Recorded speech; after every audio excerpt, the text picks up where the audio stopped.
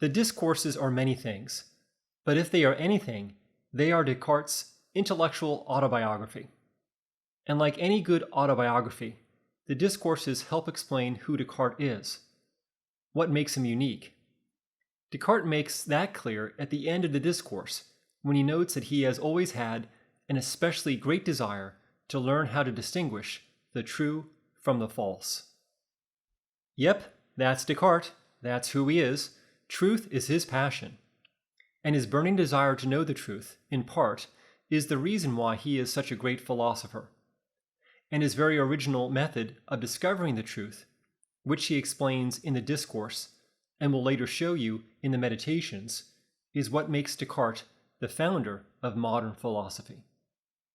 Descartes opens the discourses with an interesting claim.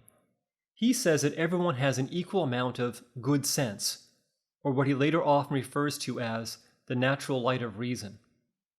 By this he means he is confident that every person has the ability to think for himself or herself, and to properly judge what is true and what is false. Do you agree? What do you think of the evidence he offers? Now, although Descartes believes that everyone has this ability, he's very aware that not everyone uses this ability properly. That's the problem. That's why so many people live in ignorance, or don't know the truth.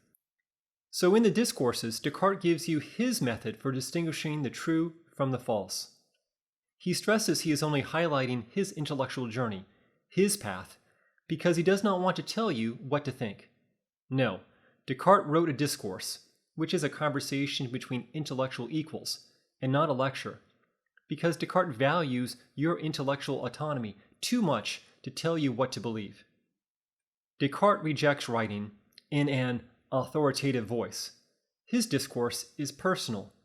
He's just telling you his story and inviting you to accept or reject his path. You decide.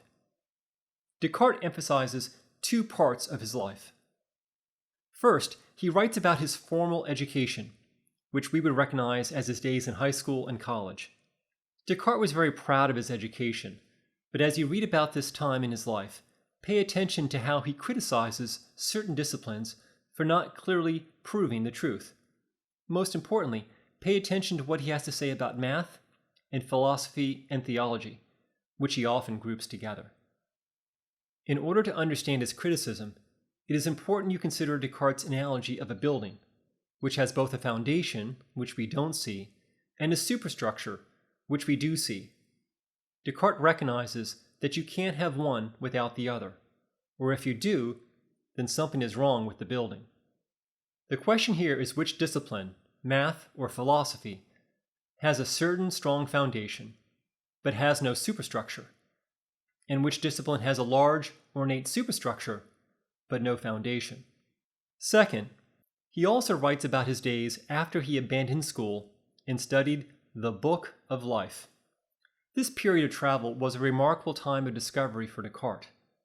Living in other countries helped him understand not only that people live by different customs in different countries, but that each think their way of life is best. So who's right? The theory known as relativism says that no one is right. There is no truth, just personal or cultural preferences. But remember, Descartes' life goal is to find the truth, the very thing relativism says does not exist. Descartes is not a relativist. He believes in absolutism, the theory that truth does exist, and he has confidence in his own good sense. So, rather than becoming a relativist, Descartes learns to think for himself. Reason, not observation or experience, gives certain truth, the only kind of truth, if you know how to properly use reason. In Discourse 2, Descartes writes about the greatest night of his life, which took place in November 1619 when he was 23 years old. This was his eureka moment, where everything came together. Now, suddenly, he knows how to clearly and distinctly distinguish the true from the false, how to put science and philosophy on a firm foundation so wonderful things can be done with them. He now knows his method. He knows his 4 rules. But before we discuss his 4 rules, let's look at a crucial image Descartes uses to justify his plan. Let's talk about architects, city planners, and government. Descartes argues that the work of one good architect is always better than what a number of architects design over many years. Why? Because too many cooks spoil the broth. What does that mean? That means that any building designed and built by many people will lack unity and utility. In short, it will be a disaster. One person designs one element without consulting the second or a third designer, and now you have a Frankenstein of a house that just doesn't work. This is even more true if your house is very old, like centuries old, and it has been renovated many times. Each so-called improvement, adding a new wing to the house, renovating the kitchen, or installing air conditioning where it wasn't before, just destroys the internal unity of the house and makes the whole thing worse. Likewise, Descartes proves his point by encouraging his readers to consider the layout of old cities, all of which suffer from a lack of city planning. Boston, for example, is a great town, but it's a real mess. Its streets are a confusing maze because no one thought it through. Compare that to Milwaukee, which was planned from the beginning. Its streets are easy to navigate, and city planners made it almost impossible to get lost. Governments, too, suffer without a plan. Athens was ruled by a democracy, which Plato said was one of the worst forms of government. No one person set Athens' policy. Instead, the city was pulled in different directions by the whims of an uneducated crowd. Descartes notes that Sparta, however, was a focused and strong city. It had one job, and it accomplished its goal. So the question is, what do you do if you find yourself in a jumbled old home or a poorly designed city that doesn't work? You have two options. You can A, modify your house again, tweak it and try to make it work. But Descartes says such renovation will just be adding to the impractical mess.